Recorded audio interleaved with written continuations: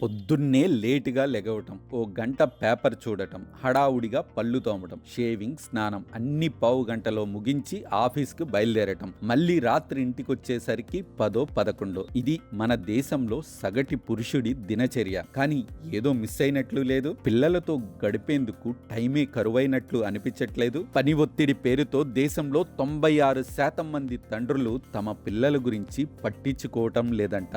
Associated chamber of commerce and industry చేసిన సర్వేలో తేలిన విషయం ఇది. అదే సమయంలో ఉద్యోగాలు చేస్తున్నప్పటికీ 65% మంది మహిళలు పిల్లల్ని చక్కగా చూసుకుంటున్నారు. తండ్రి ఆదరణ దూరమవటం వల్ల పిల్లల మానసిక ఆరోగ్యంపై ప్రభావం చూపుతుందని వైద్య నిపుణులు హెచ్చరిస్తున్నారు. తండ్రితో చక్కటి అనుబంధం ఉంటే పిల్లల్లో మానసిక అభివృద్ధి అధికంగా ఉంటుందని డాక్టర్లు సూచిస్తున్నారు.